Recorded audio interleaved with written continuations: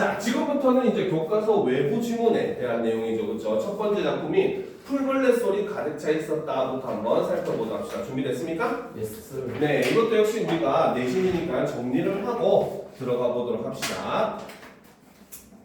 자, 이 글의 갈래는 형식에 얽매임 없이 자유롭게 쓴 시이기 때문에 자유시이고, 다음 개인의 감정을 노래했기 때문에 서정시입니다. 알겠죠? 자, 성격은 자, 비극적이고, 그렇죠? 자, 그 다음 회고적, 과거를 떠올리면서 쓴 시입니다. 알겠죠? 그리고 당시의 상황을 그림 그리듯이 묘사를 하고 있어서 묘사적이고, 그 다음에 서사적, 하나의 이야기처럼 느껴진다는 거죠. 자, 제재는 시간의 흐름에 따라 진행된다라고 볼 수 있어요. 그렇죠? 자, 제재는 바로 아버지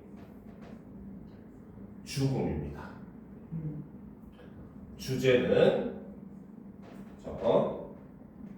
이국 땅에서, 러시아인가 뭐. 네, 이국 땅에서 아버지의 쓸쓸한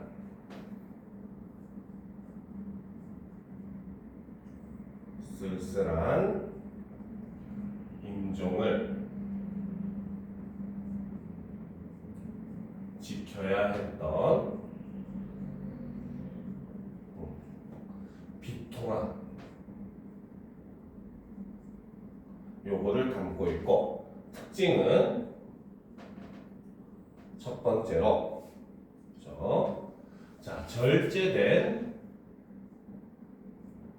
어조를 사용을 합니다. 그래서 이를 통해서 바로 서글픔을 표현을 하고 있죠. 다음 두 번째, 자, 청각적인 표현을 사용을 함으로써 작품의 비극성을 더욱더 강조해주는 이러한 효과가 있습니다. 그리고 세 번째는 수미상관식 구성을 사용을 하고 있죠.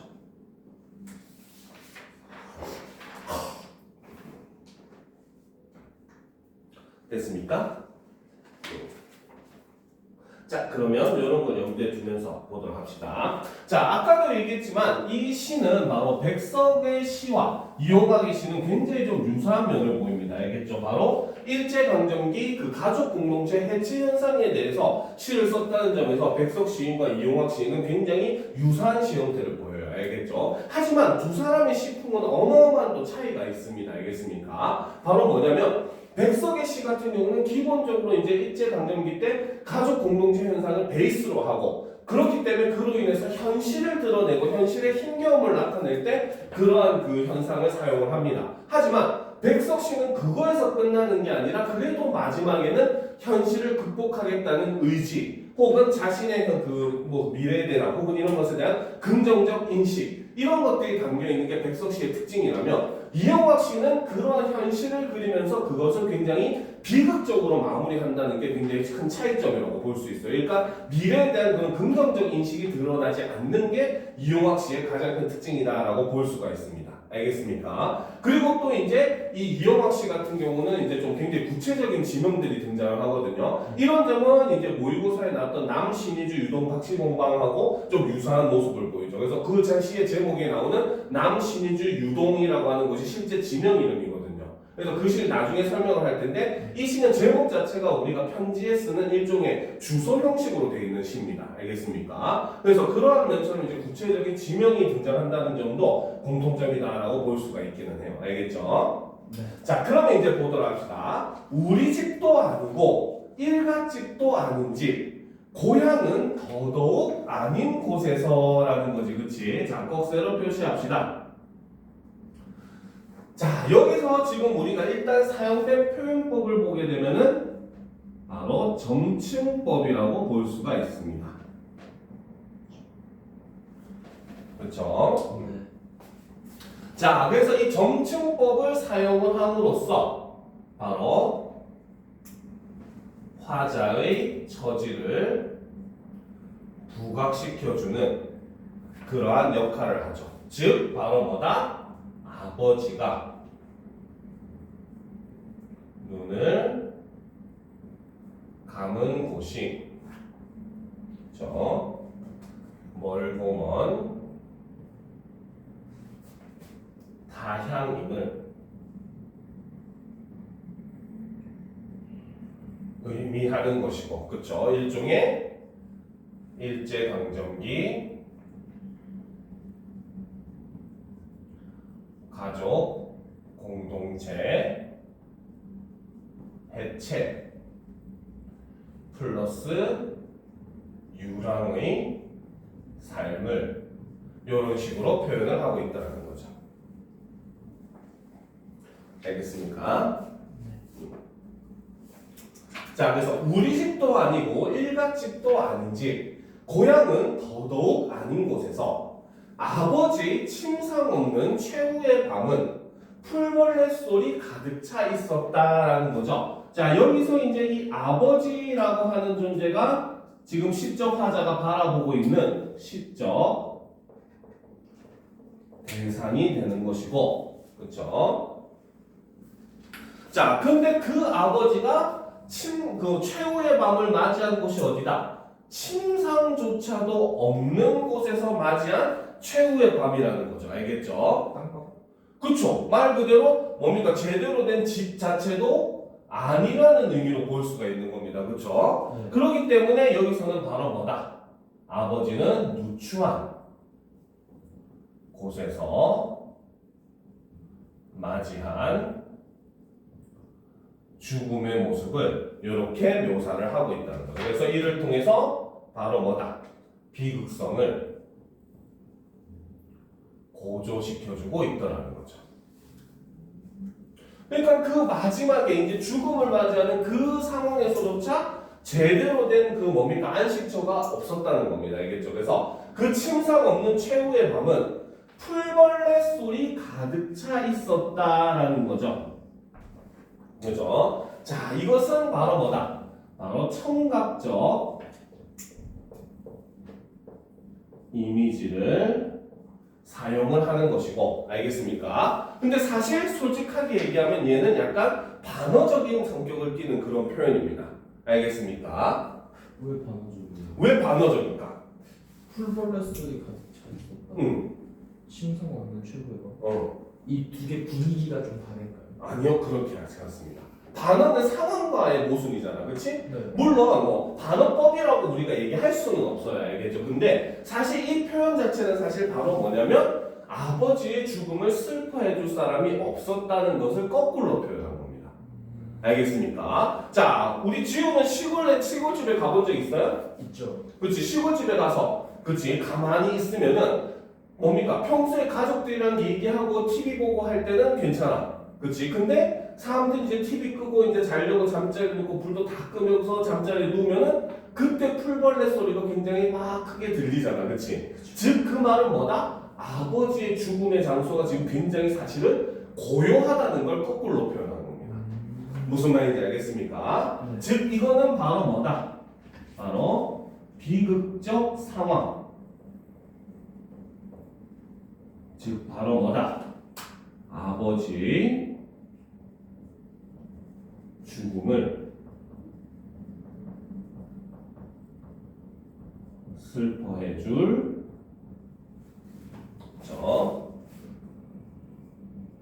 사람들이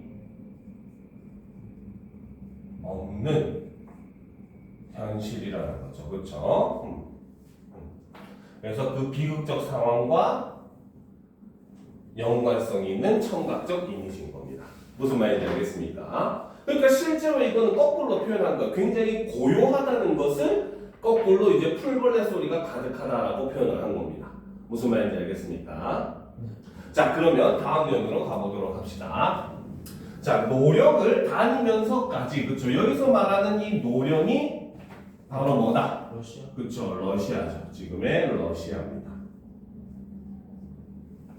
알겠습니까?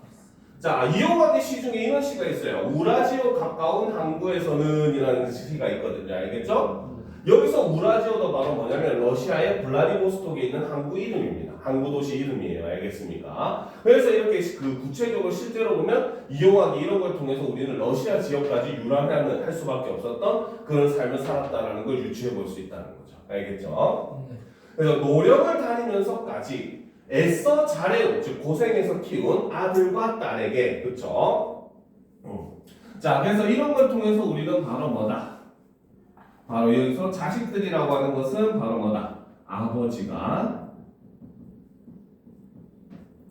힘겹게, 그쵸? 자식들을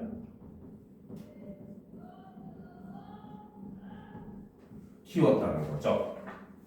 자, 그런데 한마디 남겨두는 말 없었고, 즉 유언, 한마디 남겨두는 말이라고 하는 건 일종의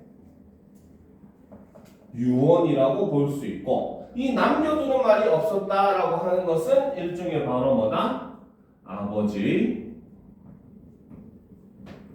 갑작스러운, 그렇죠. 유언 한마디 할 수 없을 정도로 갑작스럽게 죽음을 맞이했다라고 볼 수 있다는 거죠.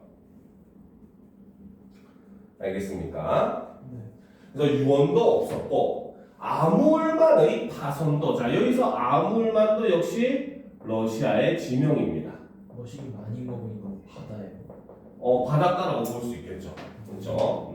만이라고 하는 게 이제 바다 있는데 육지 쪽으로 이렇게 쏙 들어간 곳을 이제 만이라고 하거든요. 그렇죠? 그래서 아무울만의 파선도, 설룽한 니코리스크의 밤도, 그렇죠? 니코리스크 역시 지명이죠. 러시아의 지명입니다. 그렇죠? 자, 밤도 완전히 잊으셨다. 완전히 잊었다라고 하는 것은 이꼴 뭐다? 그렇죠. 죽음을 맞이했다라는 거죠. 목침을 반드시 벤 채, 그쵸, 바로 뭐다? 침상도 없는 곳에서 주무시다가 갑작스럽게 돌아가셨다는 거죠. 알겠습니까? 네. 자, 보도록 합시다. 자, 다시 뜨시지 않는 두 눈에 피지 못한 꿈의 꽃봉오리가 까란거, 그쵸, 즉 피지 못한 꿈의 꽃봉오리라고 하는 건 아버지가 이루지 못한, 그쵸, 소망, 꿈, 이런 것들이라고 볼 수 있다는 거죠. 자, 얼음장에 누우신 듯 뭐뭐 듯이, 뭐뭐처럼, 뭐뭐인 양, 뭐뭐 같이 무슨 법? 그 비유 중에서도 그렇죠. 누우신 듯이라는 건 비유 중에 쥐규의 방식을 사용하는 겁니다. 그렇죠. 그래서 누우신 듯 차갑게 누우신 듯 손말은 식어갈 뿐이라고 얘기를 하면서 여기서는 촉각적 이미지를 통해 바로 뭐다? 아버지의 죽음을 형상화하고 있다는 거죠. 그래서 시체를 잡으면 굉장히 차갑거든요. 알겠습니까? 그래서 그 마치 굉장히 얼음장에 누운 것처럼 굉장히 차갑게 아버지가 식어갔다는 거죠. 입술은 신장의 영원한 정지를 가르쳤다. 그렇죠. 가리켰다라는 겁니다. 알겠습니까? 즉 아버지가 죽었다라는 거죠. 알겠죠? 자, 다음 페이지. 자, 때늦은 의원이, 그렇죠, 아무 말 없이 돌아간 뒤, 즉 바로 뭐다? 의원이 왔을 때는 이미 아버지는 어때? 돌아가셨다는 겁니다. 알겠습니까? 그래서 의원이 왔을 때는 이미 돌아가신 뒤라는 거죠. 됐습니까? 그래서 그러니까 당연히 별다른 조치를 할 수 없었겠죠. 그렇죠? 자, 이웃 늙은이 손으로 눈빛 미명은 고요히, 그렇죠? 여기서 미명은 이제 무명천, 이거를 이제 오타라고 생각을 얘기를 합니다. 알겠죠? 그래서 왜 사람이 죽으면 흰 천으로 눈을 이렇게 덮어주잖아. 그렇지? 그래서 눈빛 미명은 고요히 낯을 덮었다라는 거죠. 그렇죠? 그래서 자, 이 부분에서는 바로 뭐다? 전체적으로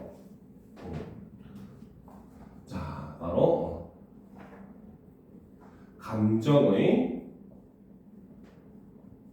직접적 표출을 자제한. 그렇죠? 근데 왜 이렇게 자제하는 거예요? 그 슬픔이라고 하는 걸 뭐 슬프다라고 겉으로 드러내는 것보다 굉장히 꾹꾹 눌러 담을 때 굉장히 더 슬퍼 보여요. 알겠습니까? 그 대표적인 시가 바로 정주영의 유리창 같은 시가 있거든요. 자식을 잃은 슬픔을 이야기하는 시인데 감정을 매우 절제하고 꾹꾹 누르는 듯한 그런 모습을 보여줍니다. 알겠어요? 그래서 오히려 감정을 절제함으로써 비극성이 더욱더 고조된다라고 얘기를 해요. 알겠습니까? 그래서 감정의 직접적 표출을 자제한 이런 그 뭡니까 절제된 어조를 사용을 하더라는 거죠. 알겠습니까? 그래서 이를 통해서 죽음을 객관적으로 묘사를 하게 되고, 그러니까 이를 통해서 어떻게 굉장히 좀 비극성이 더욱더 강조된다는 거죠. 알겠습니까? 네. 자, 그러면 마지막 연을 보도록 합시다. 자, 우리는 머리맡에 엎드려 있는 대로의 울음을 다 울었고, 그렇죠? 여기서 다라고 하는 거는 시적 허용이 사용되었죠. 자, 네, 원래는 다잖아, 그렇지? 일부러 말을 들려놓은 거죠, 그렇죠? 자, 그리고 여기서 울었다라고 하는 것은 바로 뭐다?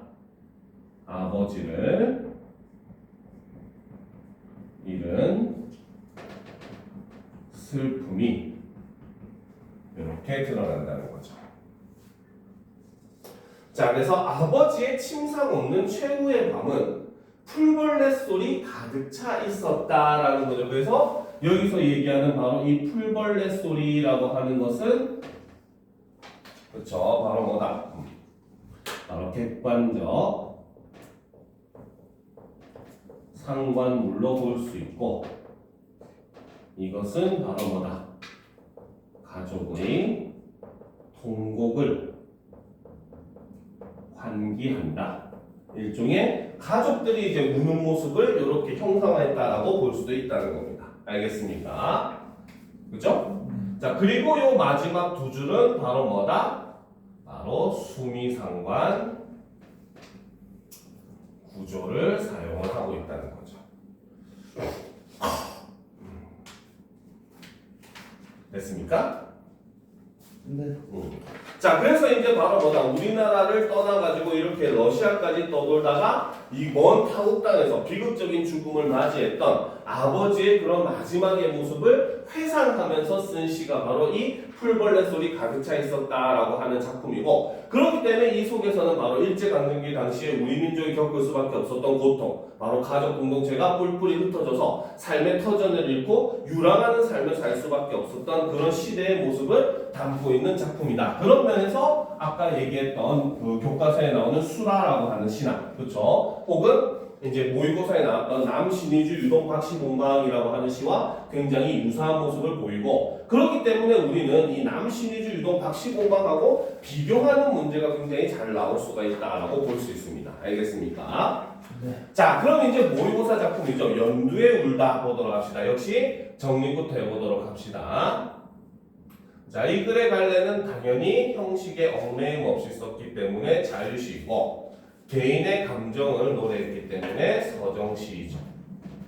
그렇죠? 자, 성격은 그렇죠? 사색적, 굉장히 깊이 생각을 하는 부분이고, 그 다음 대조적. 자, 스포일러지만 바로 뭡니까? 그 자연의 그런 푸르름, 일종의 사람으로 치면 젊음이잖아, 그렇지? 그것과 노쇠한 화자 자신의 현실의 상황을 대조해서 표현을 하고 있습니다. 알겠습니까? 아, 그냥 단순히 노쇠한 거였어요? 네. 아, 시험분하면 그런 건 줄 알았어요. 그렇진 않아요. 자, 그래서 주제는 자연의 생명력을 통한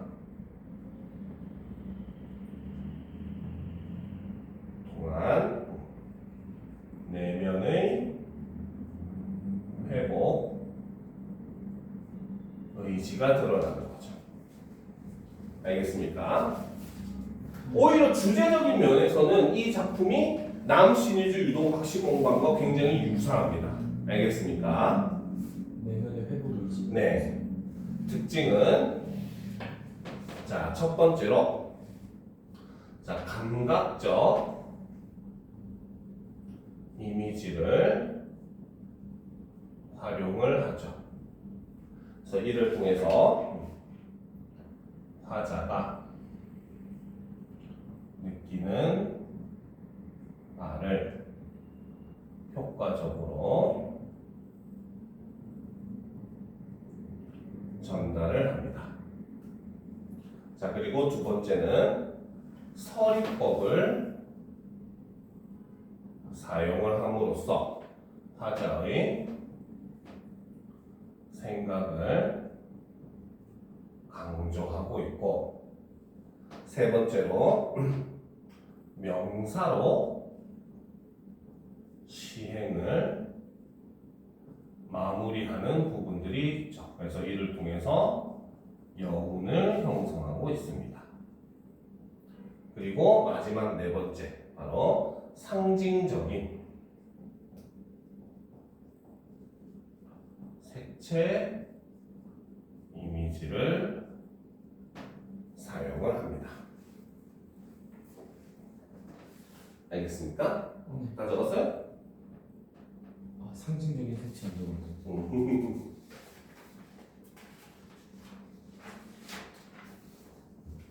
많은 가지는 할 수 있을 것 같기도 하고. 많아요. 많은. 아, 이거 뭐지? 이제 남은 게 이제 그 박씨공방이랑. 만능이랑 쌍주기현밖에 없잖아요, 그렇죠? 네. 자, 그러면 보도록 합시다. 연대용이다. 뭐부터 보도록 합시다.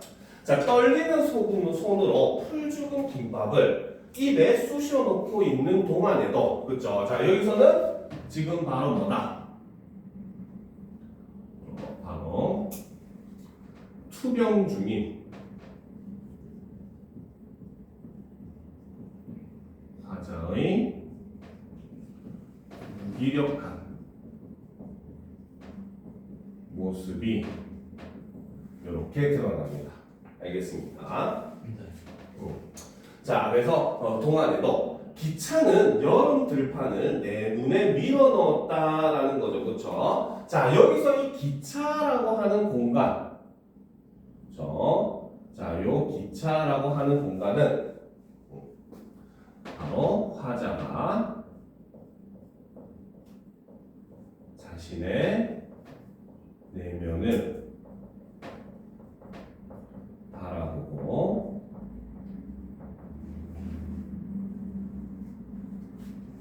슬픔을 느끼는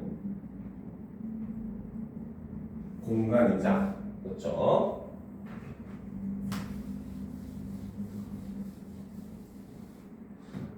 플러스 내적 갈등을 경험하는 공간입니다. 알겠습니까? 자, 그래서 기차는 여름 들판을 내 눈에 밀어 넣었다라는 거죠. 그래서 일단 계절적 배경이 바로 여름이다라는 걸 볼 수 있다는 거죠. 그렇죠? 일종의 계절적 배경, 즉 여름의 이미지를 이렇게 보여준다는 겁니다. 알겠습니까? 자, 연두빛 벼들이 눈동자를 찔렀다라는 거죠.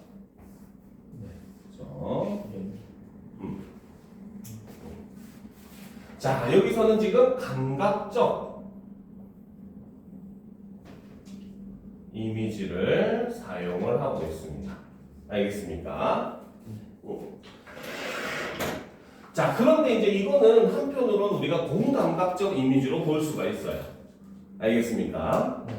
그래서 왜 연두빛 벼라고 하는 건 어떤 감각을 이용해 할 수가 있는 거야? 시각. 그치. 근데 찔렀다는 거는 촉각. 그치, 촉각인 겁니다. 찌르는 거는 촉각 느낌으로 아는 거잖아. 그치? 네. 그러니까 시각을 지금 촉각화 시켰다라고 볼 수도 있는 부분이에요. 알겠습니까?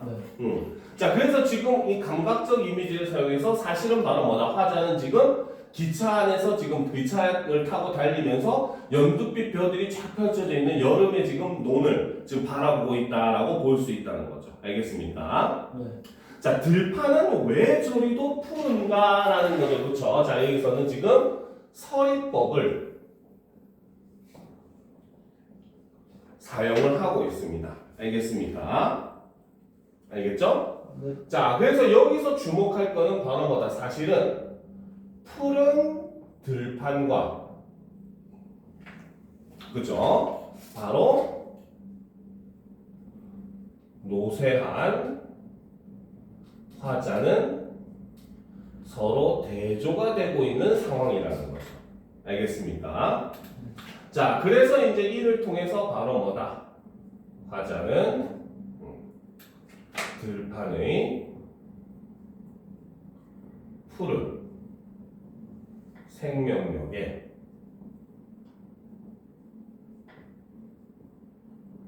주목을 하고 있는 그러한 상황이라는 거죠. 알겠습니까?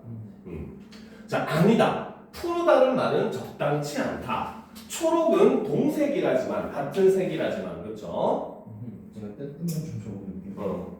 동색은 같은 동자의 색깔 할 때 그 색자를 씁니다. 알겠죠? 이거 해석할 때 뭔 소리가 이거죠? 그렇죠. 그러니까 연두와 초록, 그 녹색은 같은 동색, 같은 색깔이라고 하지만 연두는 내게 좀 다른 종족으로 여겨진다라는 것. 즉 화자에게 있어서는 바로 뭐다? 초와 녹이 서로 다른 색깔처럼 다른 느낌을 나에게 준다는 겁니다. 알겠습니까? 그래서 초가 연두고 일종의 녹이 녹색이다라고 생각을 하면 돼요. 알겠죠? 네. 자, 거기엔 아직 고개 숙이지 않은 출렁거림 또는 수렁거림 같은 게 남아있다. 저 수년한 벽포기들.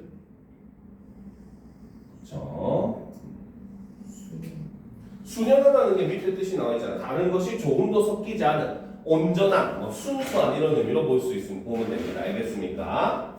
자, 지금부터 이렇게 네모치는 것들은 바로 뭐다? 명사로 시행을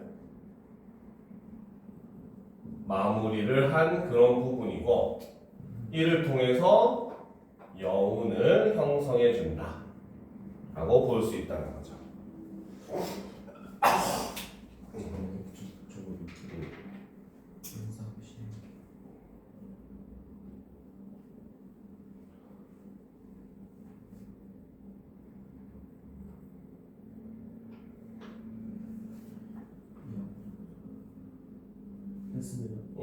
됐습니까? 자, 그런데 봅시다. 그런데 내 안은 왜 이리 어두운가라는 거죠. 즉 바로 뭐다?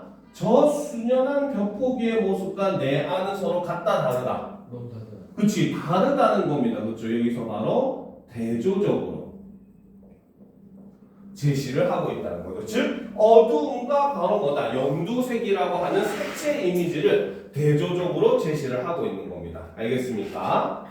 자, 그래서 여기서 보면 그런데 내 안은 왜 이리 어두운가라는 것은 바로 뭐다? 생기를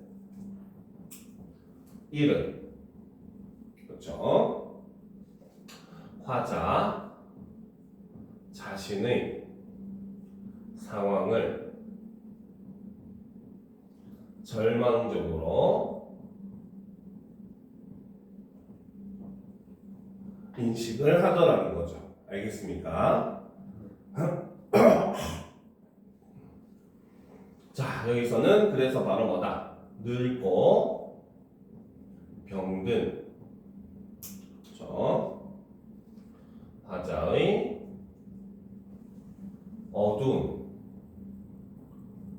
내면과, 그렇죠?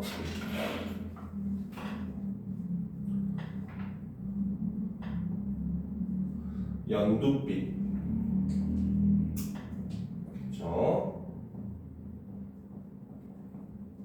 푸른색의 젊음, 생명력이 이렇게 대비를 하고 있고, 그렇죠? 일종의 색채 대비를 통해서 바로 뭐다? 자신의 현재 상황과 들판의 상황을 대조를 하고 있다는 거죠. 알겠습니까? 네.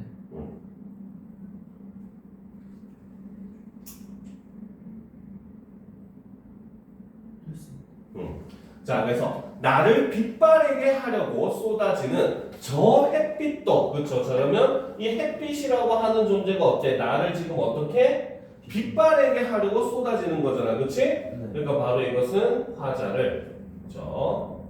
힘들게 하는 상황이라는 거죠. 알겠습니까? 오케이? 그래서 결국 어두워지면 빛바랠 거라고 중얼거리며 김밥을 4개째 삼키는 순간, 그쵸? 갑자기 울음이 터져 나왔다. 그쵸? 그것이 마치라는 거, 그쵸? 그래서 지금 화자는 바로 뭐다? 스스로를 그래도 애써 지금 합리화를 하고 있었던 거야. 저 햇빛도 나중에 되면 이제 다시 빛이 어두워질 것이다. 즉, 나를 더 이상 힘들지 않게 할 것이다. 라고 생각은 하고 있었지만, 뭡니까? 그러면서 이제 김밥을 먹고 있는데 갑자기 울음이 터져 나왔다는 거죠. 그쵸? 자, 그래서 갑자기 울음이 터져 나왔다 라고 하는 것은 바로 뭐다? 화자가 절망감과 극복이라기보다는 슬픔을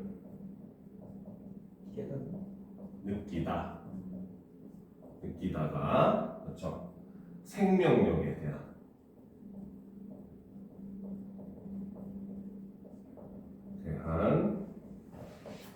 감정과 의지를 느끼며 긍정적 정서로 변화하는 일종의 계기로 작용하는 상황이라는 거죠. 일종의 시상이 전환되는 부분이다라고 볼 수가 있는 겁니다. 알겠습니까? 자, 그것이 마치 감정이 몸에 돌기 위한 최소한의 조건이라도 되는 듯 뭐뭐듯이 뭐뭐이냐 뭐뭐처럼 뭐뭐같이 무슨 법? 은유법. 에? 지규법? 그치, 지규죠. 뭐뭐처럼 뭐뭐같이 뭐뭐이냐 뭐뭐듯이 비유 중에서도 지규배의 방식입니다. 알겠습니까? 네. 자, 되는 듯 눈에 즙처럼 괴는 연두. 그렇죠. 지금 사실 여기서 즙처럼 괴는 연두는 사실 눈물이지만, 그렇죠. 그 눈물 속에 연두빛이 비친다. 즉 생명력에 대해서 지금 글쓴이가 이제 화자가 느끼게 된다는 거죠. 알겠죠? 자, 그래. 저 빛에 나도 두고 온 게 있지라는 거지. 자, 그래. 저 빛에 나도 두고 온 게 있지. 회복을 바란다라는 의미로 봐야 되겠다. 아직 극복했다라고 보긴 힘들고. 성급하네요. 그렇죠. 자, 바로 생명력을 지닌 연두빛 벼들의 모습을 보며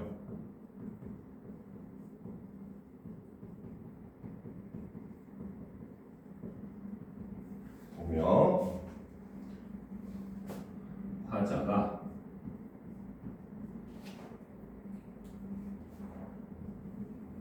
생명력의 회복을 바라고 있다 라고 볼 수 있다는 거죠. 됐습니까? 기차는 여름 들판 사이로 오후를 달린다라는 거죠. 그래서 기차를 타고 지나가면서 여름에 그 푸른 생명력을 갖고 있는 그런 벼들이 자라고 있는 들판을 보면서 생명력의 회복에 대한 그런 희망, 바람 이런 거를 느끼게 된 시가 바로 이 연두에 울다라고 하는 나이덕의 작품인 겁니다. 알겠습니까? 그쵸? 자, 그러면 보도록 합시다. 그 다음. 쌤 근데 네. 남신이주 유동 박씨공방이 두 개예요. 아, 이름이 잘못 나온 것 같아요. 아, 맞아. 그 만흥입니다, 만흥. 제목을 안 바꿨네. 그건 만흥. 그리고 작가는 윤선도. 윤선도? 네. 네? 윤선도 작품 많이 배우잖아요. 윤선도 작품은 지금 우리 굉장히 많이 고등학교 과정에서 진짜 많이 배웁니다. 대표적으로 뭐 어부사시사도 다 윤선도 작품이고, 알겠죠? 자, 역시 우리가 이것도 정리를 하도록 합시다. 자, 이 글의 갈래는 자유시이고 역시 서정시이죠. 자, 성격은 고백적이고 반성적이고 그렇죠? 그 다음 의지적입니다.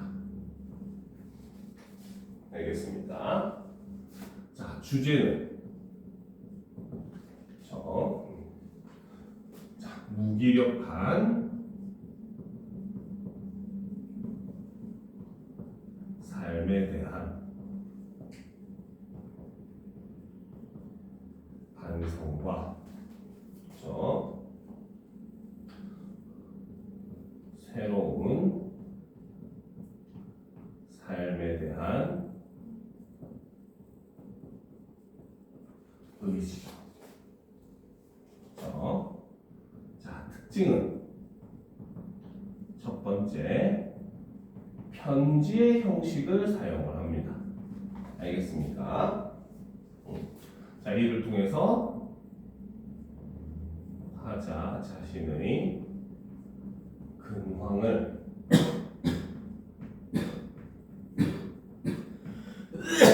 드러냅니다. 알겠습니까? 네. 자, 그리고 두 번째, 자, 평안도 방언이나 향토적인 시어를 사용을 하죠. 그래서 이를 통해서 토속적인 분위기를 형성을 합니다. 토속적, 향토적 다 비슷한 뜻이에요. 굉장히 좀 시골스러운 그런 느낌이라고 생각하시면 됩니다. 알겠죠? 자, 그리고 세 번째, 바로 산문적 서술을 사용을 함으로써 시상을 전개합니다. 알겠습니까?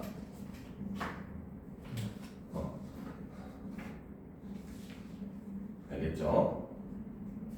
됐습니다.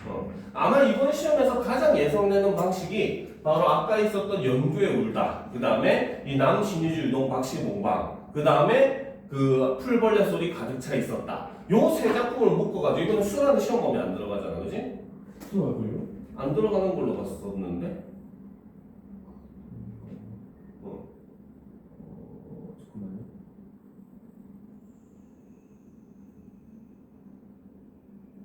보면요 수다 들어가요. 아, 수라 들어가? 수다 플러스 풀벌레 소리 가득 차 있어요. 그러면 이제 수라까지 이제 4개 정도가 묶일 수가 있어요. 알겠습니까? 그래서 이제 마지막 이제 요 작품이 어떻게 보면 그 메인 모든 걸 연결시켜주는 이런 연결다리다라고 볼 수가 있어요. 알겠습니까? 자, 그래서 이제 이 단어는 선생님이 내용을 설명하는 것도 내용을 설명하는 거지만, 알겠습니까? 플러스에서 다른 작품과의 공통점, 차이점 같은 경우도 함께 이제 정리를 하면서 우리가 한번 살펴보도록 합시다. 알겠습니까? 그렇죠? 자, 보도록 합시다. 자, 남신이주 유동 박씨공방이라고 하는 제목부터 우리가 좀 살펴볼 필요가 있어요. 자, 요거는 바로 뭡니까? 편지의 주소 형식을 제목으로 사용하고 있습니다. 알겠습니까? 우리 뭐 경상북도 경상남도 하듯이 신의주의 남쪽 지역이라는 뜻입니다. 알겠습니까? 그 다음 그곳에 유동이라고 하는 지역에, 그쵸? 그 다음 박씨봉이라고 하는 사람의 집에서 방을 하나 얻어서 산다, 이런 의미로 보시면 됩니다. 무슨 말인지 알겠죠? 네. 네. 아, 공방. 네. 아, 박시복은 사람 이름이고 그 사람의 집에서 일종의 방 한 칸을 빌려서 생활한다. 이런 의미로 보면 됩니다. 아, 박시봉이 주인장 이름인 그렇지. 거구나. 그렇죠. 집 주인의 이름인 거죠. 그러니까 박시봉이라는 박시봉 이 씨의 집. 그렇죠. 시인 화자가 살고 있는 집의 주인인 거죠. 알겠습니까? 네. 자, 그럼 보도록 합시다. 자, 어느 사이에 나는 아내도 없고 또 아내와 같이 살던 집도 없어지고 그리고 살뜰한 부모며 동생들과도 멀리 떨어져서라는 거지, 그렇지? 자, 갑자기 이제 여기서 화자는 어느 사이에 자기도 모르는 사이에 이런 상황에 처했다라는 거죠, 그렇죠? 자, 여기서는 바로 화자가 처한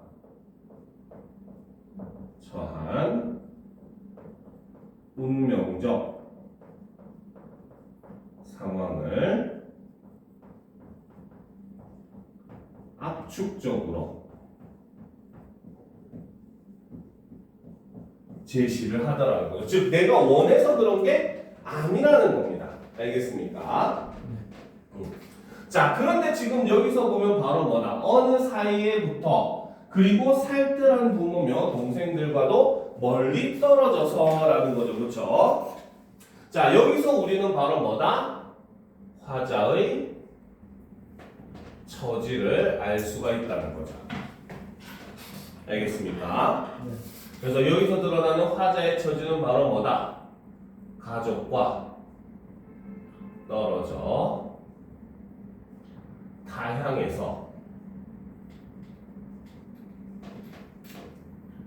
생활하고 있다는 거죠. 됐습니까? 네. 자, 그리고 이제 색깔 다른 걸로 표시합시다. 이러한 점이 바로 뭐다? 시,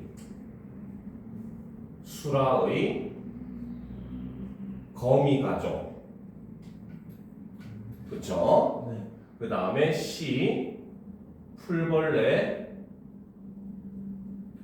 소리 가득 차 있었다. 의 화자와 공통점이다라고 볼 수 있다는 거죠.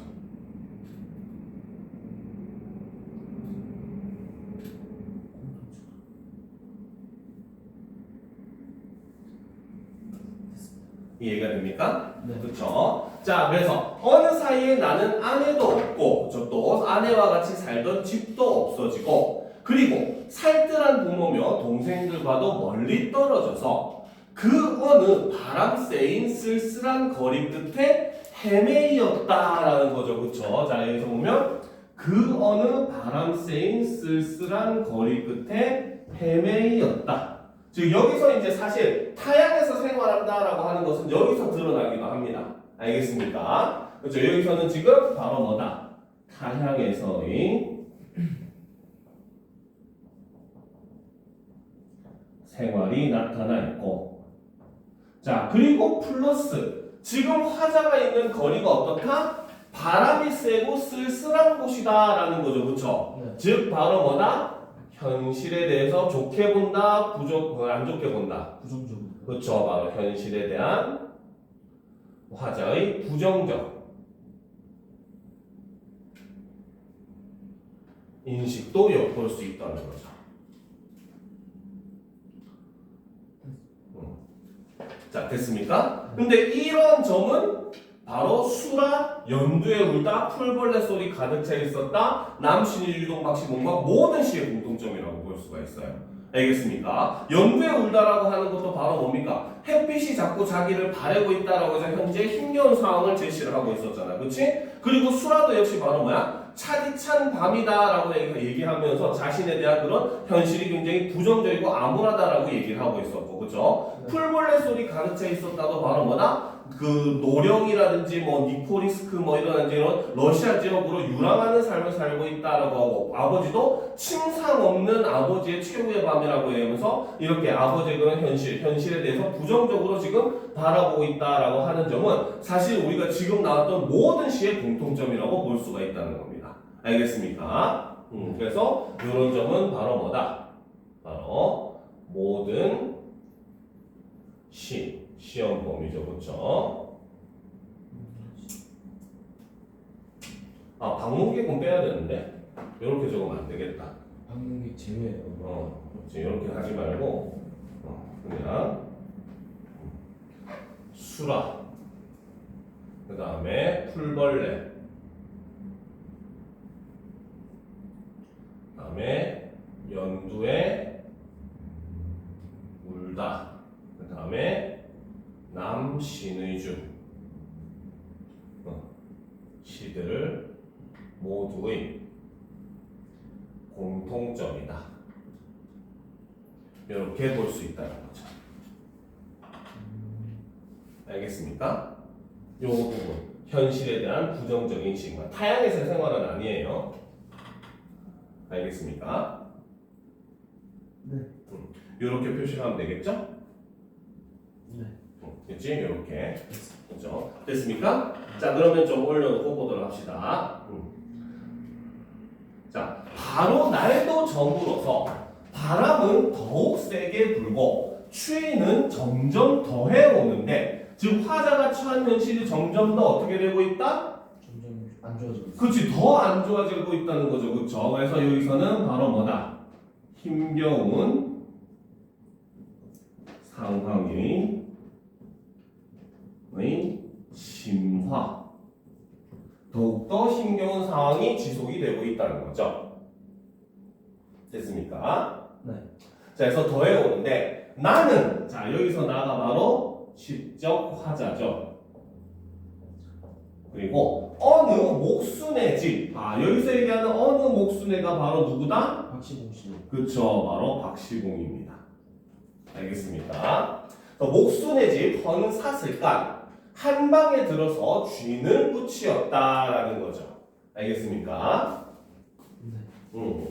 자, 그래서 쥐는 끝이다라고 하는 건 바로 뭐다? 주인집에 새들어 살았다 이런 뜻이다라고 보시면 돼요. 알겠죠? 네.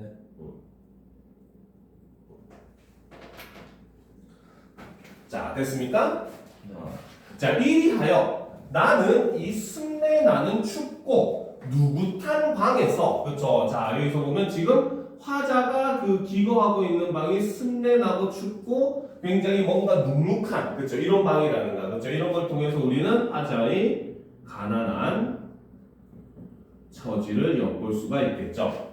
그쵸? 이런 점은 바로 뭐다? 풀벌레랑 공통점이라고 볼 수 있겠지, 그치? 그래서 누긋한 방에서 낮이나 밤이나 나는 나 혼자도 너무 많은 것 같이 생각하며, 자, 이게 무슨 뜻일까? 나는 나 혼자도 너무 많은 것처럼 생각한다.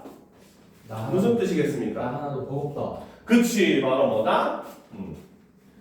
자기 자신 하나도 건사하기 힘든 현실이라는 거죠. 지금 나 하나 살기도 굉장히 힘들고 벅찬 그런 삶이라는 겁니다. 알겠습니까? 자, 그래서 많은 것 같이 생각하며 디롱배기에 북독불이라도 담겨오면, 그렇죠? 이런 거는 향토적인 시어들이죠, 그렇죠? 그래서 일종의 그 뭡니까? 옛날에는 뭐 지금처럼 난방이 잘 되고 이러지 않았단 말이에요. 그래서 조그마한 화로에다가 이제 수출 불을 넣어가지고 방 안에 가운데도, 그러면은 이제 공기가 좀 따뜻해질 거 아니야, 그렇지? 그래서 바로 이렇게 디롱배기에 북독불이라도 담겨오면 이것을 안고 손을 쬐며 죄우에 뜻없이 글자를 쓰기도 하고, 또 문 밖에 나가지도 않고 자리에 누워서 머리에 손깍지 베개를 하고 굴기도 하면서, 즉, 손깍지 베개가 뭔지 생각하고 있었어요. 손깍지하고 이제 누워 있는 거지, 그렇지? 자, 여기서는 지금 바로 뭐다? 화자는 뭐 돈을 벌기 위해서 나간다거나 생각한다거나 이런 거 아니고 그냥 뭡니까? 제일 위에 아무 뜻 없는 그냥 글자를 끄적이고 있고, 그렇죠? 그 다음에 문 밖에 나가지도 않고 그냥 누워만 있고 머리에 손깍지 베개를 하고 방에서 뒹굴뒹굴 거린다는 거지, 그렇지? 자, 여기서 드러나는 게 바로 뭐다? 무기력한. 그렇죠? 무기력한 화자의 모습을 이렇게 묘사를, 형상화를 하고 있는 겁니다. 알겠습니까? 네. 그래서 나는 내 슬픔이며 어리석음이며를 소처럼 연하여 새김질하는 것이었다라는 거죠. 그치? 즉 바로 뭐다? 여기서 새김질한다는 거 쉽게 말하면 되새김질이라고 생각을 하면 돼요. 즉 바로 뭐다? 자신의 그런 슬픔과 그쵸? 그 다음에 어리석음을 계속해서 곱씹어서 지금 생각을 하더라는 거죠. 알겠습니까? 자, 그래서 이를 통해서는 바로 뭐다? 자신의 그쵸? 슬프고 어리석은 삶을 반추하더라는 거죠. 반주요? 즉 성찰한다는 의미입니다. 알겠습니까? 그래서 지난 날에 대한 성찰이라는 거죠. 근데 여기서는 일종의 아직은 반성이라기보다는 바로 뭐다? 일종의 약간 절망, 무기력함 이런 걸 느끼는 과정이다라고 보시면 돼요. 알겠습니까? 네. 자, 됐습니까? 네. 자, 내 가슴이 꽉 메어올 적이며, 그렇죠? 그래서 가슴이 꽉 메어온다라고 하는 것은 삶에 대해서 일종의 답답함을 네. 느낀다는 것이 되고, 내 눈에 뜨거운 것이 핑 괴일 적이면, 자, 뜨거운 것이라고 하는 것은 눈물. 그렇죠, 눈물이죠. 여기서는 하자는 슬픔을 느끼고, 그다음 또 내 스스로 화끈 낯이 불도록 부끄러울 적이며, 그래서 여기서는 하자는 지금 부끄러움을 느끼더라는 거죠.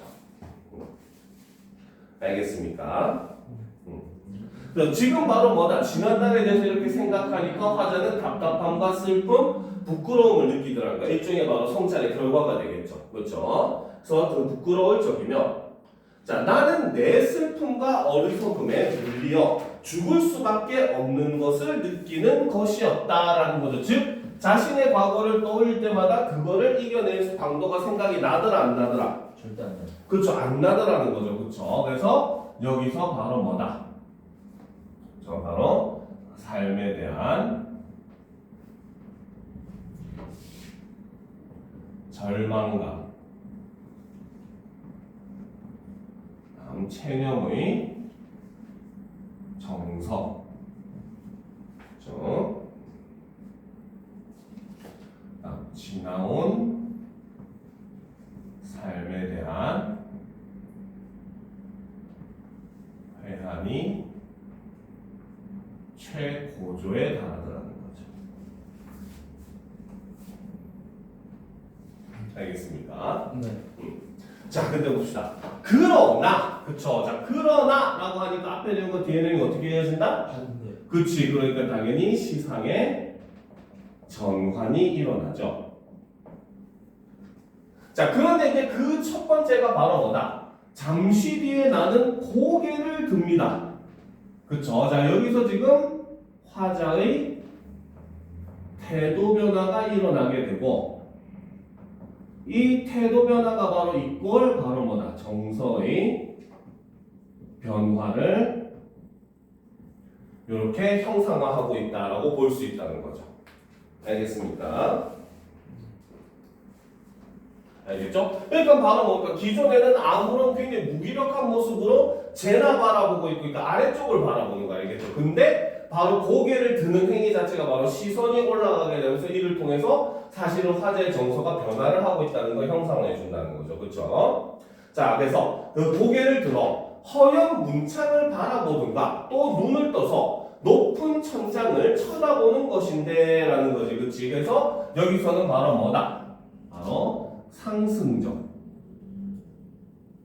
태도가 드러나고 있다고 볼 수 있다는 거죠. 됐습니까? 그렇죠. 하늘로 바라보는 거, 시선이 위로 올라가고 있잖아요. 그렇죠? 그래서 일반적으로 시에서 하강은 부정적인 의미를, 상승은 긍정적인 의미를 나타냅니다. 알겠습니까? 자, 이때 나는 내 뜻이며 힘으로 나를 이끌어가는 것이 힘든 일인 것을 생각하고 이것들보다 더 크고 높은 것, 자, 더 크고 높은 것이 있어서 나를 마음대로 굴려간대. 그럼 여기서 말하는 더 크고 높은 것이라고 하는 건 바로 뭐다? 바로 초월적 존재. 신? 그렇죠. 신과 같은. 그렇죠? 운명 신. 그렇죠. 즉 운명. 이런 걸 나타낸다라고 볼 수 있다는 거죠. 알겠습니까? 자, 그래서 나를 마음대로 굴려가는 것을 생각하는 것인데, 즉 바로 뭐다? 내 삶이라고 하는 게 사실 내 마음대로 되는 게 아니라는 겁니다. 알겠습니까? 알겠죠? 네.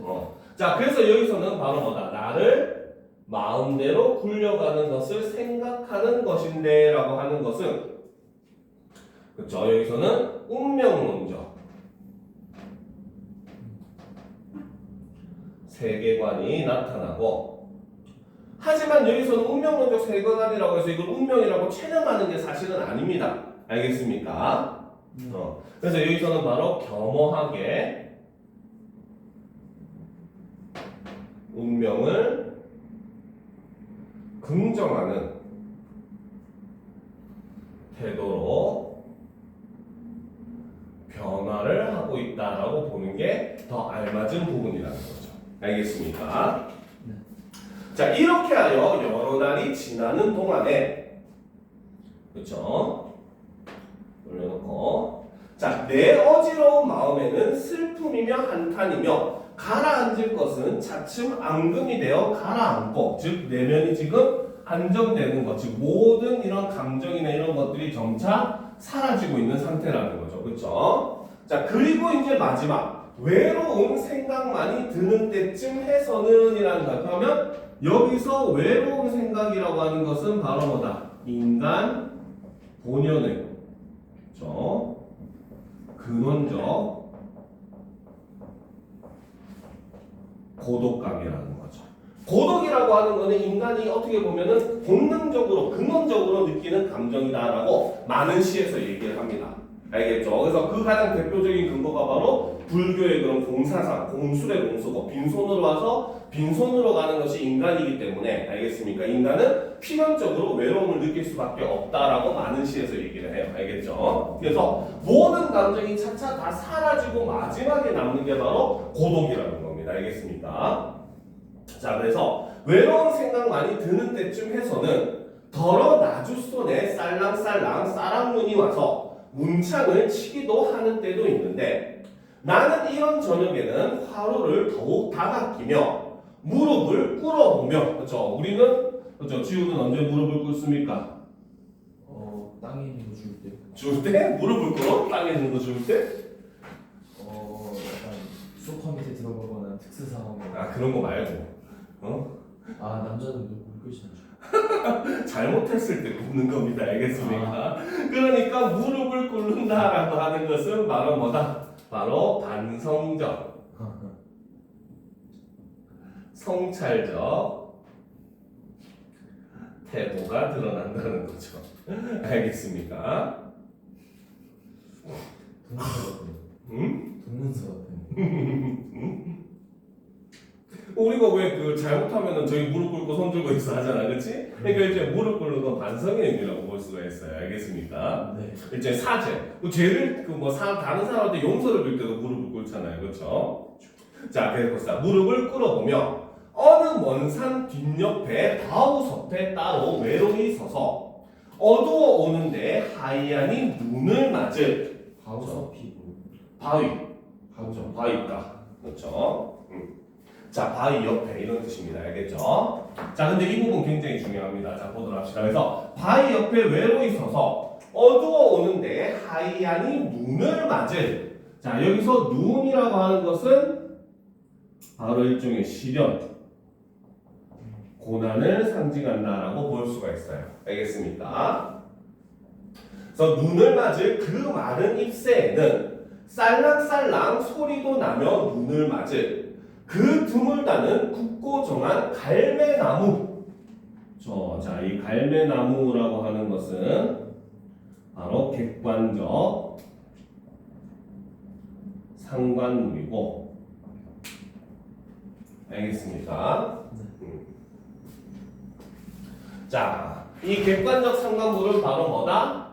무엇을 의미한다? 바로 어려운 상황에서도 현실에 굴하지 않겠다는, 그렇죠, 화자의 태도를 상징적으로 드러내주는 그러한 시입니다. 알겠죠? 태도 혹은 의지 이런 겁니다. 알겠습니까? 됐죠?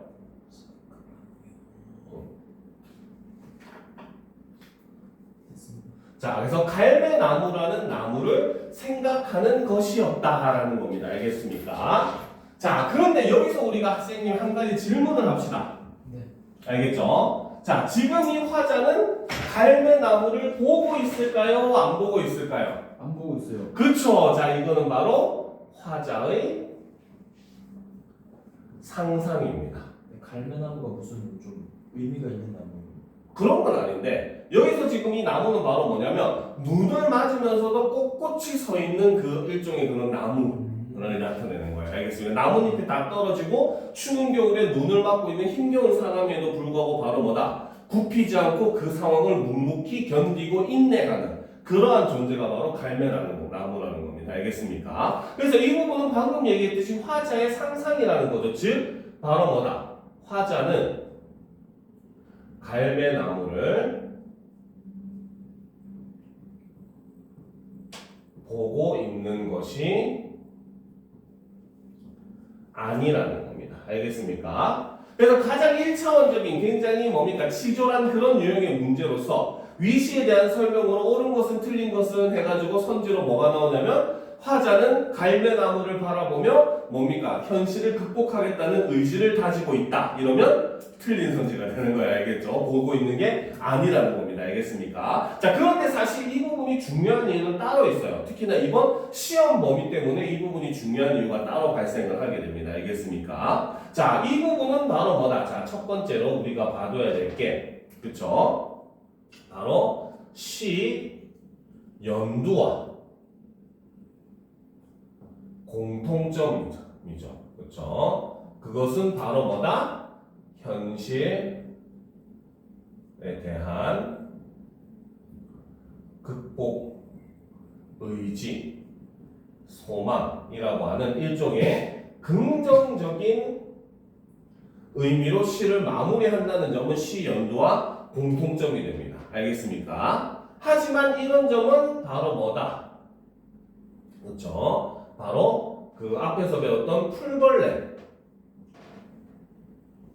반대되는 거예요. 그렇죠? 소리 와는 대조적인 모습을 보여주고 있죠. 풀벌레 소리는 끝날 때까지 바로 뭐다? 절망적인 현실을 인식하면서 끝나는 게 풀벌레 소리의 핵심입니다. 알겠습니까? 근데 시수라는 사실 여기서 굉장히 좀 애매한 위치이긴 해요. 알겠습니까? 왜? 화자는 뭡니까? 그래도 힘겨운 현실 속에서라도 거미들이 밖에서 만나기를 바라고는 있잖아요. 그렇죠? 그래서 그런 점에서는 그런 점만 보면 공통점이라고 볼 수가 있는데, 하지만 그런 힘겨운 현실이라고 하는 것들이 지속되고 있다는 그런 점에서는 또 차이점이라고 볼 수가 있어요. 그래서 수라는 약간 두 사이에 위치하는 그런 시다라고 볼 수가 있습니다. 무슨 말인지 알겠습니까? 자, 그런데 이제 두 번째 또 중요한 요소는 바로 뭐냐? 시 연두와 차이점도 발생을 하죠. 연두의 울다와 차이점도 있습니다. 알겠습니까? 바로 연두의 화자는, 그렇죠? 바로 시적 대상인 들판을 직접 보고, 보고 있으나, 그렇죠? 남 신의주에서 화자는 갈매나무를 직접 보고 있지 않더라는 점은 시 연도와 차이점이 된다는 거죠. 무슨 말인지 알겠습니까? 저는 좀 길어서. 천천히 써도 돼요. 만능이 좀 시간이 애매하긴 하네요. 만능을 할 수 있었대요. 이거 그렇게 길지 않지 않나요? 총 6수, 근데 선생님은 그 너희 시험에는 3수만 실려 있는데 선생님이 여 6수까지 다 실어놨어요. 이거는 그 만능이 나온다고 한 거지 시험 여기에 나오는 것만 나온다고 한 게 아니거든요. 솔직한 말로. 네. 그렇기 때문에 다른 수가 시험에 나올 가능성도 굉장히 높습니다. 아 그러니까 3개만 나온다고 하는 거예요? 그치, 그러니까 3개만 나오는 게 아니라 총 6수거든요. 이 작품이 6수의 연시조입니다. 그러니까 전부 다 배울 필요가 있어요. 알겠습니까? 네. 그러니까 다 적었어요? 예스. 그렇죠. 그래서 이렇게 우리가 다른 작품들과 공통점, 차이점을 중심으로 공부를 하는 게 사실 시험 그 준비하는 과정에서는 굉장히 중요해요. 알겠습니까? 특히나 고등학교 과정 시험에서는 이런 유형의 문제가 반드시 나올 수밖에 없습니다. 알겠습니까? 그래서 요 4개의 시를 굉장히 묶든지 아니면 2개 묶을 수도 있기는 하겠죠. 알겠죠? 근데 어떤 방식으로 묶더라도 이런 내용의 문제는 반드시 등장을 할 수밖에 없다는 것도 우리가 꼭 알아둘 필요가 있습니다. 알겠습니까? 그리고 시 연도와 차이점은 또 하나 존재를 하죠. 이 시는 굉장히 좀 산문적으로 서술을 하고 있습니다. 그러니까 항상 마지막이 뭐뭐 한다, 뭐뭐 다의 뜻으로 끝나거든요. 근데 시 연도는 아까 했듯이 바로 명사로 시행을 마무리를 함으로써 여운을 형성한다는 점은 문체상으로도 차이점이라고 볼 수가 있는 겁니다. 무슨 말인지 알겠습니까? 네. 그래서 백석의 시들은 전부 다 이렇게 서술하는 방식을 주로 많이 사용해요. 그래서 백석의 시들이 좀 긴 편입니다. 알겠습니까? 근데 연두나 이런 작품, 수라나 이런 것들은 마찬가지로 서술하는 방식이지만 연두 같은 시들은 이제 바로 아까 얘기했듯이 명사형으로 시를 마무리하는 그런 점도 우리가 그 차이점이라고 볼 수가 있습니다. 알겠죠? 자, 아까 얘기했듯이 얘는 만흥입니다. 바로 가득 찰 만자에 흥겨울 문자를 사용을 합니다. 알겠습니까? 짱 흥겹다. 그치. 흥이 일종의 가득 차다. 이런 뜻입니다. 알겠습니까?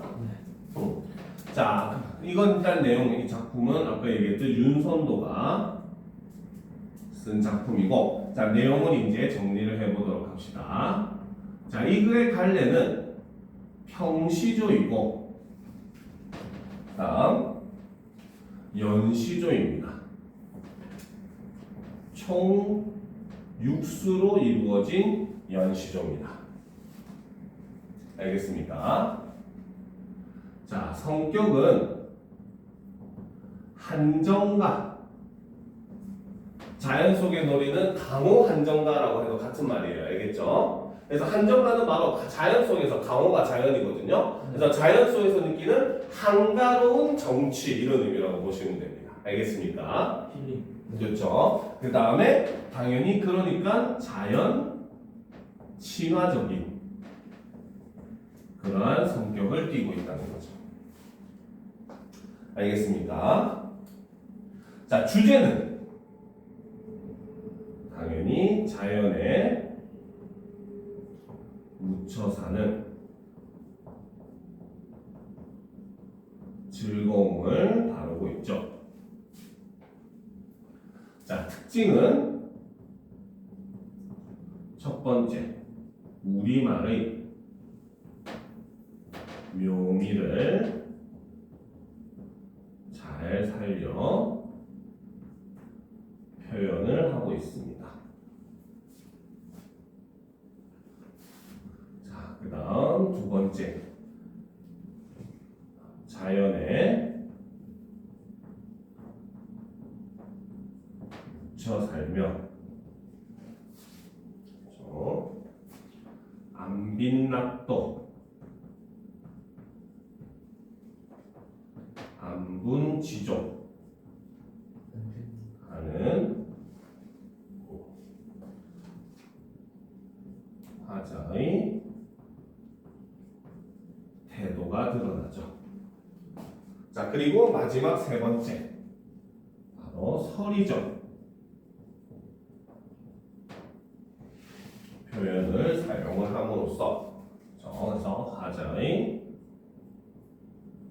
흥취를 강조해주는 이러한 모습을 보여줍니다. 알겠습니까? 자, 아까 얘기했듯이 이번 3월 모의고사에 실려있는 작품이고 여기는 총 3개 수, 바로 1수, 2수, 5수 3개만 실려있거든요. 알겠죠? 근데 아까 얘기했듯이 이런 류의 시들은 그 시험에 등장하지 않는 지문에서도 문제가 충분히 나올 수가 있습니다. 알겠습니까? 그렇기 때문에 전 작품을 배워두는 게 굉장히 도움이 많이 될 거예요. 알겠죠? 자, 그러면 1수부터 우리가 한번 살펴보도록 합시다. 자, 산수간 바위 아래 띠집을 짓노라 하니라는 거죠. 그래서 산과 물이 흐르는 그 사이 바위 아래에, 그렇죠, 바로 초가집, 자주 허름한 초가집을 짓노라 하니 이런 뜻입니다. 그래서 여기서 산수간 바위 아래라고 하는 공간은 바로 자연을 나타내는 거죠. 그죠? 자, 그리고 여기서 말하는 이 띠집이라고 하는 것은 바로 아까 얘기했던 초가집을 얘기를 하고, 이거는 소박한 삶을 나타내죠. 즉, 안분, 지족, 자신의 처지에 만족한다라는 겁니다. 알겠습니까? 지주. 네. 안빈낙도도 같은 뜻이긴 해요. 자, 그래서 띠집을 짓는다고 했더니, 그치? 그 모르는 남들은 웃는다 한다마는, 그래서 그것을 모르는 남들은 이것을 비웃는다 하겠지만은 이런 뜻이거든요. 알겠습니까? 네. 자, 그러면 그 모르는 남들은 어디서 사는 사람들이 되겠습니까? 도시. 그쵸. 바로 일종의 바로 뭐다? 거주지. 속세에서 아. 그쵸. 사는 사람들이 된다는 거죠. 그래서 내가 자연 속에서 산다고 하면 속세에서 사는 사람들은 그것을 모르고 나를 비웃는다 하겠지만은, 그쵸? 어리고 어리석고 샴 시골 양반인, 알겠죠? 시골에 사는 그런 식견이 좁은 양반의 뜻에는 내 분수인가 하노라, 내가 가지고 있는 그 뭡니까? 분수인가 하노라라고 얘기를 한다는 거죠. 그쵸? 자, 여기서는 지금 화자 자신을 바로 뭐다? 바로 어리석고 시골. 좀 식견이 좁아요. 좁은, 그쵸? 시골 양반이 이꼴 화자 자신이라고 표현을 한 겁니다. 알겠습니까? 알바모 하는 거죠. 그렇죠. 그런 개념으로 볼 수가 있어요. 그러니까 지금 이거는 사실 첫 번째 표면적인 의미로는 자신을 높이고 있어, 낮추고 있어. 낮추고 있어. 그렇죠. 일종의 겸손의 표현이다라고 볼 수가 있어요. 알겠습니까? 네. 자, 그런데 이면적으로는, 자, 우리가 이렇게 어리석고 고집센 사람들의 특징이 바로 뭐다? 자신의 생각을 잘 바꾼다, 안 바꾼다? 절대 안 바꾼다는 겁니다. 오히려 바로 뭐다? 자신의 뜻대로 할 것이라는, 그렇죠, 일종의 의지 혹은 자부심의 표현이다라고 볼 수 있다는 거죠. 알겠습니까? 그래서 나는 바로 뭐다? 이렇게 내 그 분으로 만족을 하고 있으니까 절대 나의 삶의 방식을 바꾸겠다, 안 바꾸겠다? 안 바꾸고. 그렇지, 안 바꾸겠다라고 표현을 한 게 제1수의 내용입니다. 알겠습니까? 네. 자, 그 다음 보도록 합시다. 자, 보리밥 풋나물을 알맞춰 먹은 후에, 그래서 알맞게 먹은 후에라는 거죠. 그러면 여기서 나오는 보리밥 풋나물도 역시 바로 소박한, 그쵸, 삶을 나타내는 시어고, 일수의 뭡니까? 띠집하고 같은 의미라는 거죠. 그리고 역시 안분지족, 안분낙도의 삶의 모습을 드러내는 거죠. 알겠습니까? 네. 그래서 알맞게 먹은 후에 바위 끝 물가에 슬카지 노니노라. 그래서 바위 끝 물가에 가서 실컷 노는구나라는 겁니다. 알겠습니까? 그래서 노니노라라고 해서 바위 끝 물가라고 하는 것은 일종의 역시 자연이라고 볼 수가 있고, 여기서 실컷 노니노라, 논다라고 하는 것은 바로 뭐다? 일종의 풍류적, 네. 그렇죠? 태도가 드러나죠. 자연을 즐기는 그 그런 삶이라는 겁니다. 알겠습니까? 자, 그남은 여남은 일이야. 그 외에 다른 일이야. 부러울 줄이 있으랴. 부러워할 것이 있겠는가? 있다 없다? 없죠. 그러면 그남은 여남은 일이라고 하는 건 바로 뭐다? 속세의 일이라는 거죠. 그래서 이 속세의 일이라고 하는 것은 부럽다 안 부럽다? 하나도 높지 않아요. 그치. 그러니까 당연히 여기서는 서리법을 사용을 하고 있죠. 알겠습니까? 됐습니까? 있어요. 자, 그 다음 이제 이 삼수는 자, 시험에는 안 나온 부분이긴 한데 이 작품은 그 다른 의미로도 꼭 배워둬야 되는 작품 중에 하나입니다. 알겠죠? 이 작품은 페이크성 지문으로 진짜 잘 나오는 그 지문이에요. 알겠습니까? 왜 그러냐면 자, 그냥 한번 읽어봅시다. 자, 술잔을 들고 혼자 앉아서 먼 산을 바라보니 그리던 님이 오다 반가움이 이기하랴 말씀도 우음도 아니어도 못내 좋아하노라 이렇게 돼 있잖아. 마치 뭡니까? 사랑하는 사람을 만나서 느끼는 약간 연정의 의미처럼 그죠? 일종의 그 뭡니까? 사랑의 노래, 연정의 노래라고 생각이 많이 들잖아요. 그렇죠? 근데 이 작품의 주제는 완전 다릅니다. 알겠습니까? 자, 보도록 합시다. 자, 잠들고 혼자 앉아 먼 외을, 그렇죠? 매는 바로 산을 나타내고 이것이 바로 자연이죠. 와 미치겠네 진짜 단서인데. 아 너무 어려워요 단어가. 그렇죠? 자, 그래서 술잔을 들고 혼자 앉아서 먼 산을 바라보니 그리던 님이 오다 반가움이 이러하랴. 그리던 님이 온다는 반가움이 이만할까? 이만하다 안 하다? 이만하죠. 하지 않다는 뜻입니다. 알겠습니까? 이게 중요한 거예요. 오마이갓. 자, 여기서는 지금 서리법을 사용을 하는데 이 서리법의 의미는 바로 뭐냐면 바로 자연을 보는 즐거움이 그리던 임을 만나는 반가움보다 그쵸 크다는 의미입니다. 와 진짜. 오. 도쿄먹고. 이런 뜻입니다. 일종의 돌려 말하는 거죠. 알겠습니까? 그러니까 서리법의 의미, 서리법을 사용했다는 게 이 부분에서 굉장히 중요한 의미를 가져요. 알겠습니까? 그래서 그리던 임이 오다 반가움이 이만할까? 이만하지 않다는 뜻이 돼버리는 겁니다. 무슨 말인지 알겠죠? 즉, 먼 산을 바라보는 게 나는 그리운 님을 만나는 것보다 더욱더 좋다. 이런 의미죠. 알겠죠? 자, 말씀도 우음도 아니어도 누가? 주체는 산이죠. 말씀도 우음도 아니고가 산이에요. 그치, 산이 말하지도 웃지도 않지만 알겠습니까? 말씀도 웃음도 안 해도. 그치, 안 하는 존재는 산이죠. 그쵸? 네. 못내 좋아하노라 누가? 내가요? 그치, 바로 나 와. 화자죠. 주체가 다릅니다. 알겠습니까? 오. 네. 그렇기 때문에 이 삼수도 역시 주제는 자연 친화가 되는 거예요.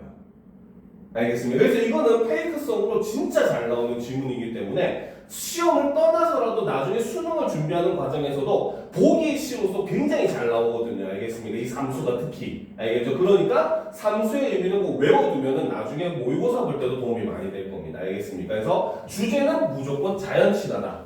알아둬야 됩니다. 무슨 말인지 알겠습니까? 네. 이해가 되죠? 자, 그 다음 사수를 보도록 합시다. 이건 또 뭔 소리예요? 자, 누구셔, 누군가 삼공독은 낮다더니, 자, 여기서 삼공이라고 하는 것은 저 바로 삼정승. 높으신 분들. 그쵸? 바로 임금 바로 아래야. 알겠습니까? 바로 영의정, 좌의정, 우의정. 그쵸? 우의정.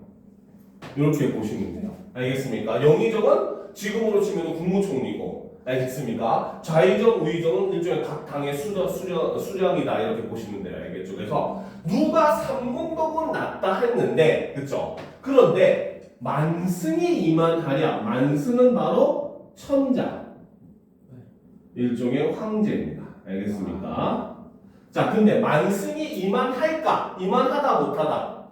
이만하지 못해요. 그치. 바로 여기서는 역시 서리법을 사용을 함으로써 그쵸? 여기서 의미하는 것은 바로 뭐다? 자연에서의 삶이 속세의 최고 권력 부보다 낫다라는 거죠. 일종의 역시 이것도 자부심의 표현이 되는 겁니다. 알겠습니까? 네. 트릭 미치. 왜요? 약간 사람이 약간 말을 똑바로 안 하고 자꾸. 근데 이렇게 배우니까 이제 이해되잖아요. 근데 이렇게 이해하고 나면 나머지 문제는 그렇게 어렵지 않아요. 알겠습니까? 네. 자, 이제로 헤어든 이제 와서 헤아려 보니 소부 허유 낙돋더라. 소부와 허유가 굉장히 야같더라라는 거죠. 그래서 소부 허유는 바로 중국의 고사를 인용한 부분입니다. 알겠죠? 자, 낙돋더라라고 하는 것은 야같더라 이런 의미입니다. 알겠습니까? 네. 이 해석을 좀 적어놔야 될 것 같아요. 자, 여기서 소부와 허유는 중국의 고사를 인용한 건데 이 사람들은 대표적으로 이제 안빈낙도 자연 속에서 안분지족의 삶을 살았던 그런 인물입니다. 모든 속세의 그런 권력과 부를 버리고 자연 속에 응거하는 삶을 살았던 대표적인 인물들이거든요. 알겠죠? 그러니까 화자가 생각하기에 바로 뭐다? 그 옛날에 이런 자연 속에서의 삶을 선택했던 이놈들이 다른 사람한테는 뭐야? 이것의 즐거움을 얘기하지 않고 지들만 자연 속에서 산 모습을 이제 생각해보니까 이놈들 굉장히 야같던 놈이구나. 좀 우리한테 미리 귀뜸이라도 해주지. 이런 의미라고 볼 수가 있는 거예요. 알겠습니까? 와, 윤석도 진짜. 그렇죠? 자, 아마도 님천하는은 자, 요거 핵심어입니다. 임천한. 정확하게 임천하는이라고 하거든요. 바로 뭐냐? 자연 속에서 즐기는 한가로운 즐거움이라는 겁니다. 알겠습니까? 자연 진짜 좋아하네요. 이거. 네, 그래서 아마도 임천하는을 비길 곳이 없애라. 비교할 것이 없구나. 이게 최고구나. 이런 뜻이 되는 겁니다. 무슨 말인지 알겠습니까? 네. 자연 속에서 즐기는 행복 뭐 이런 거요? 그렇죠. 임천. 한가로운 즐거움이라는 거죠. 그래서 임자가 숲을 임자거든요. 그래서 숲이 바로 자연이거든요. 알겠습니까? 됐습니까? 네. 그래서 비교할 곳이 없구나라고 해서 이게 최고다라는 거죠. 알겠죠?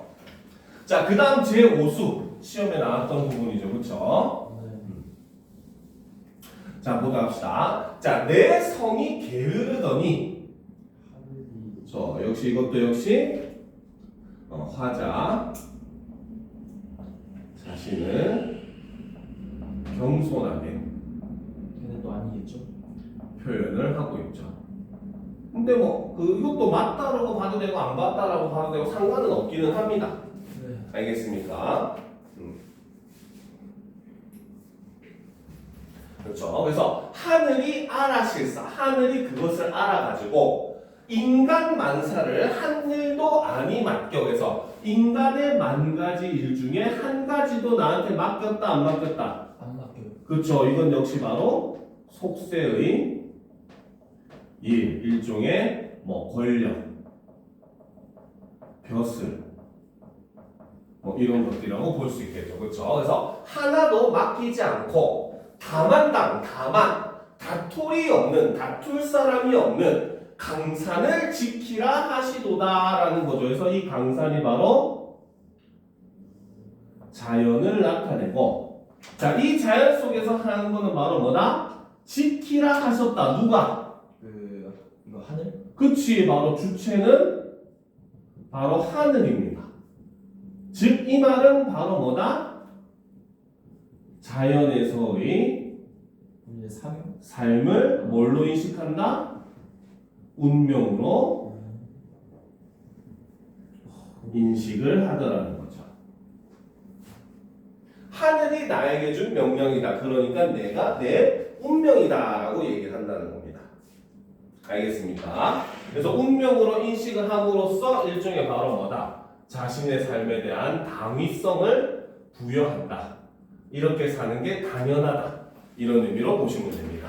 알겠습니까? 근데 약간 일단이가 궁금한 건데 네. 윤선도가 혹시 여기 산으로 가게 된 게 응. 약간 타이에 의해서 강제로 아니요, 그렇진 않아요. 이렇게 자꾸 좀 근데 윤선도 작품이 다 주제가 이겁니다. 알겠습니까? 어부 사시사도 보면은 그 어부가 바로 이제 그 뭡니까? 그 물고기 어자에 아비 부자를 쓰거든요. 이게 물고기 잡는 걸 취미로 하는 사람을 나타내고 이게 일종의 자연 친화적인 삶을 나타내요. 그래서 네 개의 계절에서 자연을 즐기면서 사는 삶을 얘기하는 게 어부 사시사거든요. 그러니까 윤선도의 작품이 거의 한 90% 이상이 전부 다 이런 주제입니다. 자연 친화. 알겠습니까? 자, 그 다음 마지막 육수봅시다. 자, 그런데, 자, 이 육수는 1수부터 5수까지의 주제는 전부 다 자연 친화였거든요. 근데 육수는 주제가 달라져요. 이거는 이제 어떻게 보면은 조선시대 그 양만 4대고 시가의 가장 큰 특징 중에 하나라고 볼 수가 있습니다. 알겠죠? 자, 어떻게 다른지 한번 봅시다. 자, 강산이 좋다 한들, 자, 여기서 강산은 당연히 자연이겠죠. 자, 근데 이것이 좋다고 한들, 내 분으로 누웠느냐, 내 분수로서 내 힘으로 이 속에서 살 수 있었겠느냐, 있었다 없었다? 없어요. 그쵸, 바로 서리법을 사용을 한 겁니다. 알겠습니까? 자, 님군 은혜라, 그쵸, 바로 이 임금의 은혜. 약간 뭔 말하시는지 그죠, 바로 내가 자연 속에서 살 수 있었던 거는 누구의 덕분이다? 조상 전하에 그치, 임금의 덕분이라는 거죠. 알겠죠? 그래서 화자에게 있어서 자연 속, 자연에서의 삶은 바로 임금의 은덕이다. 즉, 여기서 드러나는 게 유교적 충효 사상이 드러난다는 거죠. 임금에게 충성하고 부모님께 효도하는 그런 사상이 여기에 드러나는 겁니다. 알겠습니까? 그래서 님군 은혜를 이제 더 아노이다. 그래서 임금님의 은혜를 이제야 더 알겠구나. 아무리 갚고자 하여도, 즉 뭘? 임금의 은혜를 갚고자 하여도 해올 일이 없애라. 그래서 너무 끝이 없어가지고 그것을 헤아릴 수가 없구나라는 거죠. 알겠습니까? 자, 그래서 이 육수는 바로 뭐다? 임금에 대한 충성. 그쵸, 감사, 그다음 충성을 얘기를 하는 아까 얘기했던 유교적 충사상이 드러나는 부분이고, 이러한 점은 바로 뭐다? 조선시대 4대부 시가의 특징이라고 볼 수가 있습니다. 알겠죠? 요게 가장 잘 드러나는, 극명하게 드러나는 작품이 바로 맹사성의 그 강호사시가라는 작품이 있어요. 알겠죠? 이 맹사성의 강호사시가를 보게 되면은 그 처음에는 이제 초장과 중장은 자연친화의 내용이야. 그래서 이제 뭡니까? 뭐 봄이 와가지고 내가 뭐 어떻게 하고 이렇게 즐겼다 하는데, 항상 종장은 뭐로 끝나면은 이 몸이 어떻게 하는 하온도 역군은 이셨다. 그래서 임금님의 은혜로구나라고 해서 임금님의 그런 은혜에 감사하는 내용으로 항상 종장이 마무리가 되거든요. 알겠죠? 이런 것들은 바로 그 조선시대 양반 4대부 시가의 특징이라고 볼 수가 있는 부분입니다. 무슨 말인지 알겠습니까? 자, 여기까지 이제 어부사시다까지 했고, 이제 남은 거는 쌍주기역 딱 하나 남았죠. 그렇죠? 요거는 다음 주에 하도록 합시다. 알겠습니까? 자, 혹시 오늘 한 것 중에 다른 거 궁금한 거 있습니까? 없습니까? 아마 다음 주에 쌍주기형 같은 경우는 아마 한 20-30분 정도면 마무리가 될 거예요. 알겠죠? 그래서 문제들 좀 많이 해가지고 문제도 좀 풀어보는 방향으로 해보도록 합시다. 알겠습니까? 네. 이거 쌍주비랑